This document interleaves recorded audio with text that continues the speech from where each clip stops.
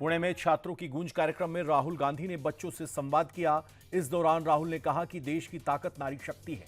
महिलाओं की पहचान उनकी खुद की है, उन्हें किसी रिश्ते की जरूरत नहीं है। महिलाएं आप में खास हैं। राहुल गांधी ने कहा कि 70 करोड़ महिलाएं बेहद अहम है। मनुस्मृति में महिलाओं की व्याख्या गलत तरीके से की गई। मैं यहां राजनीति नहीं, रणनीति पर बात करने आया हूं। रविवार को नितिन नवीन संगठन की समीक्षा बैठक करेंगे। सभी प्रदेशों के बीजेपी अध्यक्ष इस बैठक में शामिल होंगे।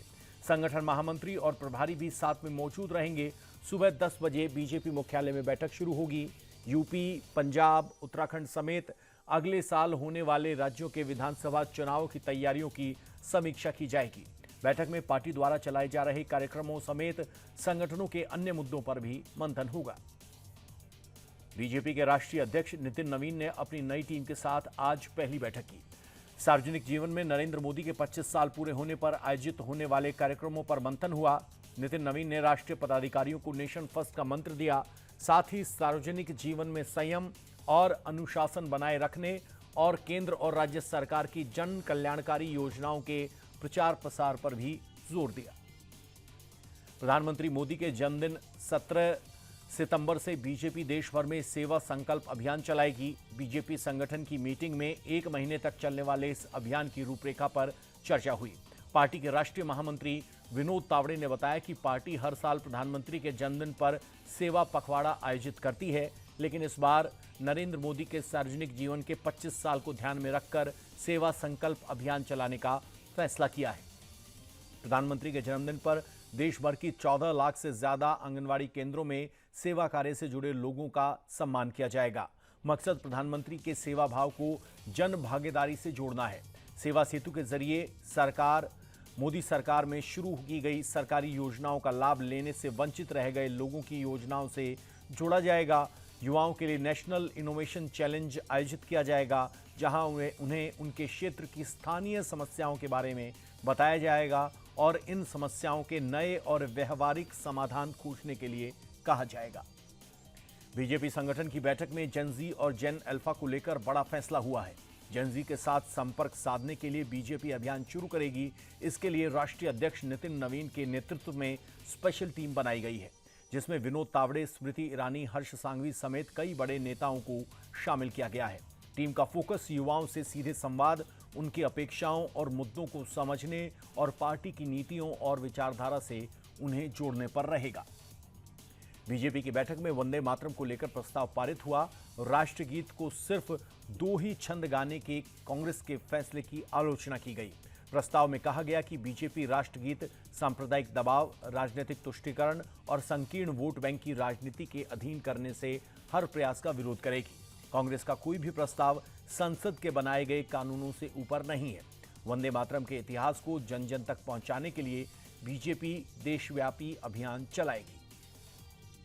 वंदे मातरम को लेकर बीजेपी कांग्रेस पर लगातार हमलावर है। संबित पात्रा ने कहा कि कांग्रेस ने 15 अगस्त के दिन राष्ट्रगीत का अपमान किया।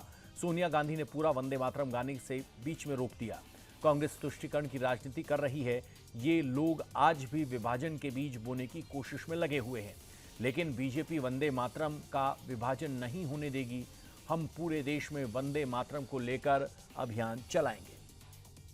बीजेपी अक्सर अखिलेश यादव को परिवारवाद पर घेरती है, लेकिन अखिलेश यादव ने परिवारवाद के फायदे गिनाए।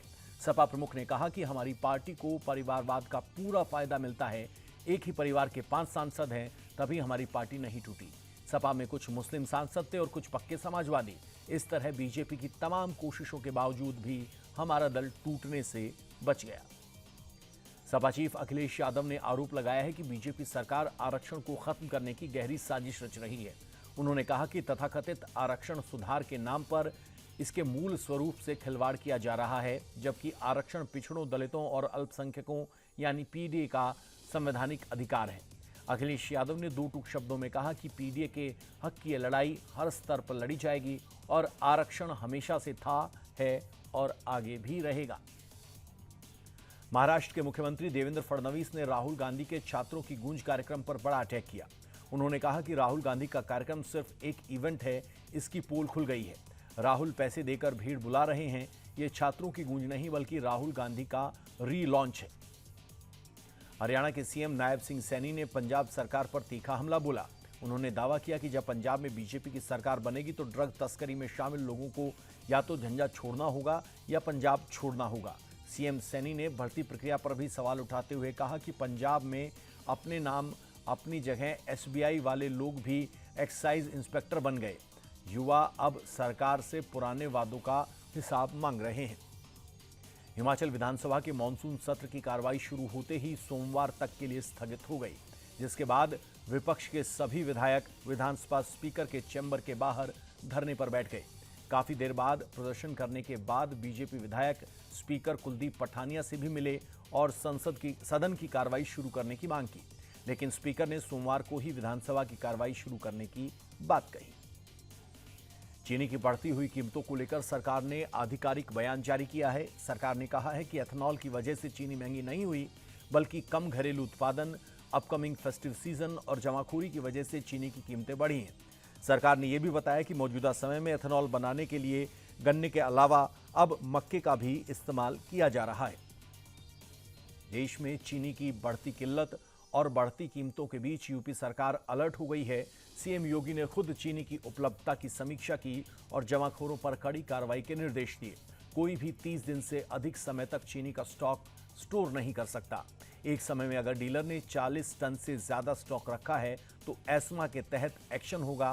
प्रदेश के चीनी मिलों में 179 लाख क्विंटल चीनी उपलब्ध है, जबकि सहकारी चीनी मिलों में 23 लाख क्विंटल चीनी का भंडार है। निजी चीनी मिलों में 150 लाख क्विंटल चीनी मौजूद है। जयपुर में सीजेपी और गांव वालों के बीच हुए विवाद 24 घंटे के बाद स्कूल को 50 मीटर दूर बिल्डिंग में शिफ्ट कर दिया गया है। बता दें कि शुक्रवार को स्कूल निरीक्षण के दौरान स्थानीय लोगों और सीजेपी के कार्यकर्ताओं के बीच जमकर झड़प हुई थी। सीजेपी ने बीजेपी के गुंडों पर मारपीट का आरोप लगाया। इस मामले में दोनों ओर से एक दूसरे के खिलाफ एफआईआर दर्ज की गई है। दिल्ली के जंतर मंतर पर प्रदर्शन कर रहे सामान्य वर्ग के छात्रों ने यूपी के उप मुख्यमंत्री ब्रजेश पाठक से मुलाकात की। प्रदर्शनकारी छात्रों ने अपनी मांग से जुड़ा ज्ञापन सौंपा। ब्रजेश पाठक ने कहा कि उनकी मांगों को केंद्रीय नेतृत्व को भेज दिया गया है। साथ ही 2 दिनों के भीतर केंद्रीय मंत्री के साथ छात्रों की बैठक करवाने का आश्वासन दिया गया है। भोपाल म्युनिसिपल कॉर्पोरेशन हेडक्वार्टर्स में अनुशासन की सारी हदें पार कर दी गई, जहां एक बैठक के बाद सीनियर और जूनियर अधिकारी आपस में भिड़ गए। स्वास्थ्य अधिकारी और सहायक स्वास्थ्य अधिकारी के बीच तीखी नोकझोंक इतनी बढ़ गई कि एएचओ ने अपने सीनियर एचओ को खुली धमकी दे डाली। यहां तक कि उन्होंने मंत्री की भी परवाह न करने की बात कही। इस हाई वोल्टेज ड्रामे के बाद नगर निगम परिसर में हड़कंप मच गया। अधिकारियों के बीच डिसिप्लिन पर बड़े सवाल खड़े हो रहे हैं। जरा सी लापरवाही किसी तरह जानलेवा साबित हो सकती है, ऐसा रोंगटे खड़े कर देने वाली सीसीटीवी फुटेज सामने आई है। एमपी के नर्मदापुरम से ये तस्वीर आई। 70 साल के बुजुर्ग अपनी बाइक को लेकर गलत दिशा में आगे बढ़ रहे थे, तभी सामने से आ रहे एक तेज ट्रक ने उनको चपेट में ले लिया। हादसे में गंभीर रूप से घायल बुजुर्ग ने इलाज के दौरान दम तोड़ दिया। ये पूरी घटना पास लगे फुटेज कैमरे में कैद हो गई, जिसका तस्वीरें अब सामने आई। लखनऊ के काकोरी में खाद्य विभाग ने मिलावटखोरों के खिलाफ अब तक की सबसे बड़ी कार्रवाई की है।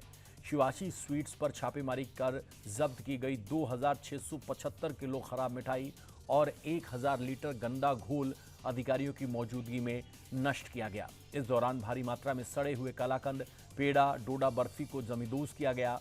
त्योहारों के सीजन से पहले खाद्य विभाग की सख्त कार्रवाई से मिलावट करने वालों में हड़कंप मच गया है। बुलंदशहर में खाद्य विभाग ने मिलावटखोरी के खिलाफ खुर्जा में एक डेयरी पर छापेमारी की। इस दौरान बड़ी मात्रा में पनीर, दूध और घी प्रशासन ने जब्त किया और सैंपल जांच के लिए भेज दिए। प्रशासन की कार्रवाई से मिलावटखोरों में हड़कंप मचा हुआ है। बताया जा रहा है कि इससे पहले भी इस डेयरी के सैंपल जांच में फेल पाए गए थे। ग्रेटर नोएडा में भी फूड सेफ्टी डिपार्टमेंट ने कार्रवाई करते हुए 400 किलो नकली पनीर पकड़ा। जब्त किया गया पनीर अलीगढ़ से नोएडा और ग्रेटर नोएडा सप्लाई के लिए लाया जा रहा था, जिसे प्रशासन ने मौके पर ही नष्ट करवा दिया। प्रशासन ने बताया कि पनीर पाम ऑयल और खतरनाक केमिकल मिलाकर बनाया गया, जो लोगों के लिए बेहद हानिकारक था। त्योहारों को देखते हुए यूपी के आजमगढ़ में खाद्य विभाग की टीम ने बड़ी कार्रवाई की। रामपुर गांव में एक मिठाई की फैक्ट्री में छापे मारकर विभाग ने करीब 2.5 क्विंटल मिलावटी मिठाई जब्त की। अधिकारियों के मुताबिक मौके पर गंदगी के बीच मिठाइयां बनाई जा रही थी। विभाग ने क्वालिटी की जांच के लिए 4 अलग अलग सैंपल बनाकर लैब में भेजे। लखनऊ पुलिस ने गुम मोबाइल को वापस पाने की उम्मीद छोड़ चुके लोगों को बड़ी राहत दी है। साइबर सेल ने CEIR पोर्टल के जरिए अलग अलग राज्यों और जिलों से 18 लाख के 100 मोबाइल बरामद किए और मालिकों को सौंप दिए। पुलिस ने बताया कि CEIR पोर्टल के जरिए मोबाइलों को ट्रेस करने की प्रक्रिया शुरू की गई। जांच के दौरान कई मोबाइल दूसरे जिलों और राज्यों में इस्तेमाल होते मिले, जिसके बाद पुलिस ने संपर्क कर मोबाइल को बरामद किया। गाजियाबाद में मकान मालिक के घर से लाखों के सोने चांदी के जेवर और नकदी चोरी करने वाले किराएदार को पुलिस ने गिरफ्तार कर लिया। आरोपी के पास से जेवरात और 65,000 रुपए कैश बरामद हुए। जब्त सोने की कीमत 12,50,000 रुपए जबकि चांदी की कीमत 2,32,000 रुपए है। पूछताछ में आरोपी ने बताया कि वो ऑनलाइन एक्टिवा गेम खेलता था, जिसमें उसे करीब 9 लाख रुपए का कर्ज हो गया। इस कर्ज को चुकाने के लिए उसने वारदात को अंजाम दिया। दिल्ली के अशोक विहार में 75 लाख रुपए की डकैती के मामले में पुलिस ने 48 घंटे के अंदर बड़ा खुलासा किया। दिल्ली और पंजाब में कार्रवाई करते हुए पुलिस ने मुख्य साजिशकर्ता समेत 6 आरोपियों और 2 नाबालिगों को दबोच लिया। आरोपियों के पास 51,52,000 रुपए के नकद और गहने मोबाइल फोन बरामद हुए। खास बात यह है कि पीड़िता के घर पर काम कर चुका एक पूर्व कर्मचारी ही इस पूरी डकैती का मास्टरमाइंड निकला। बिहार के नालंदा में गौतम नर्सिंग कॉलेज में छात्रों का गुस्सा 7वें आसमान पर पहुंच गया। BSc नर्सिंग के फर्स्ट सेमेस्टर के रिजल्ट में भारी गड़बड़ी और 90% छात्रों के फेल होने से नाराज स्टूडेंट्स ने कॉलेज कैंपस में जमकर तांडव मचाया। भड़के छात्रों ने कॉलेज में जमकर तोड़फोड़ की और पास के अस्पताल के बाहर भी हंगामा किया। सूचना मिलते ही अधिकारी मौके पर पहुंचे और उन्हें शांत करवाया। बंगाल के मुर्शिदाबाद में पुलिस ने बड़ी कार्रवाई की है। 2 अलग अलग इलाकों में तलाशी अभियान के दौरान अवैध हथियारों का जखीरा बरामद हुआ और 3 लोगों को गिरफ्तार किया गया। बहरामपुर में TMC नेता के घर की तलाशी के दौरान 7 गैरकानूनी हथियार, 5 मैगजीन और 186 राउंड गोलियां बरामद हुई। वहीं दूसरे ऑपरेशन में पुलिस ने जब एक आरोपी को गिरफ्तार करके उससे पूछताछ की तो उसके इनपुट के आधार पर शक्तिपुर में 3 अवैध हथियार, 6 मैगजीन और 40 राउंड गोलियां बरामद की गई। जयपुर में मिलावटखोरी के खिलाफ फूड सेफ्टी डिपार्टमेंट का एक्शन जारी है। गोविंदनगर इलाके में प्रशासन ने कार्रवाई करते हुए 6,900 लीटर संदिग्ध मूंगफली का तेल जब्त किया और सीज किया। तेल के सैंपल जांच के लिए भेजे गए हैं। अधिकारियों ने बताया कि मार्केट भाव से काफी कम कीमत पर तेल की बिक्री होने से कारण शक हुआ। इसके अलावा उदयपुर में भी प्रशासन ने 600 लीटर संदिग्ध माल को जब्त कर नष्ट करवाया। जयपुर में पुलिस ने फेक करेंसी के खिलाफ बड़ी कार्रवाई की है। चेकिंग के दौरान 4,30,500 रुपए के नकली नोट बरामद किए गए। साथ ही 4 लोगों को भी गिरफ्तार किया गया। बताया जा रहा है कि सभी लोग हरियाणा से नकली नोट लेकर साहिल चौधरी नाम के शख्स को सप्लाई करने आए थे। पुलिस ने इस दौरान एक स्कॉर्पियो में और एक फॉर्च्यूनर गाड़ी जब्त की है। भोपाल के खजूरी इलाके में लूट का मामला सामने आया है, जहां 2 बदमाशों ने सो रहे बुजुर्ग को निशाना बनाया। बताया जा रहा है कि बुजुर्ग दुकान के बाहर सो रहा था, तभी बदमाश पहुंचे, उसका मोबाइल छीना, फिर मारपीट करने लगे, कैश लूटकर फरार हो गए। पूरी घटना पास के लगे CCTV कैमरे में दर्ज हो गई। फिलहाल पुलिस CCTV के जरिए आरोपियों की तलाश में जुटी है। रायपुर में Indira Gandhi agriculture university paper leak मामले में पुलिस ने बड़ी कार्रवाई की है। पुलिस ने मुख्य आरोपी प्रोफेसर समेत 6 लोगों को गिरफ्तार किया। IGKV पेपर लीक मास्टरमाइंड दुर्गे भारती कॉलेज का प्रोफेसर योगेश सोने केसरिया निकला। आरोप है कि प्रोफेसर ने परीक्षा में सीलबंद लिफाफे में छेड़छाड़ कर प्रश्न पत्र की जानकारी हासिल की और उसे छात्रों को बेच दिया। इसके साथ ही आरोपियों से पूछताछ में खुलासा हुआ कि वो इससे पहले प्लांट पैथोलॉजी के पेपर में लीक शामिल रहे हैं। तेलंगाना के यादरी भुवनेश्वरी इलाके में बड़ा हादसा हुआ। जिले में स्थित एक फार्मास्यूटिकल कंपनी कल देर रात अचानक केमिकल रिएक्टर में विस्फोट हुआ, जिसकी वजह से आने से 2 कर्मचारियों की मौत हो गई, जबकि 9 कर्मचारी बुरी तरह से घायल हो गए। धमाका इतना तेज था कि प्लांट में एक हिस्से में भीषण आग लगी। सूचना मिलने पर फायर ब्रिगेड की गाड़ियों ने मौके पर पहुंचकर आग पर काबू पाया। मामला दर्ज कर पुलिस आगे जांच करने में जुटी है। हैदराबाद के मोदापुर इलाके में बड़ा हादसा हो गया। अजैया नगर में निर्माणाधीन 7 मंजिला इमारत ढह गई। इस हादसे में 2 लोगों की मौके पर ही मौत हो गई, जबकि कई लोग घायल बताए जा रहे हैं। हादसे के बाद हड़कंप मच गया। मौके पर राहत और बचाव का काम जारी है। NDRF की टीम भी रेस्क्यू ऑपरेशन में जुटी हुई है। मलबा हटाकर लोगों को बाहर निकाला जा रहा है। जम्मू कश्मीर के कुपवाड़ा में एनआईए के सीआरपीएफ के साथ मिलकर हंदवाड़ा में छापेमारी की। 2 जगहों पर एनआईए की टीम ने कई घंटों तक तलाशी का अभियान चलाया। एनआईए ने कार्रवाई खानपुरा, बांगरपुर और वोधपुरा में कथित ओवरग्राउंड वर्कर्स नेटवर्क की चल रही जांच के तहत की गई। छापेमारी के दौरान जम्मू कश्मीर पुलिस के जवान भी मौजूद रहे। जम्मू कश्मीर के शोपियां में बारिश और तेज हवाओं के साथ ओलावृष्टि हुई, जिससे किसानों की फसल तबाह हो गई। ओलावृष्टि के कारण सब बागानों को सबसे ज्यादा नुकसान पहुंचा है। वहीं मौसम विभाग आने वाले दिनों में कोलाम और शोपियां में भारी बारिश और ओलावृष्टि की आशंका जताई, जिसके बाद किसानों की चिंता बढ़ गई है।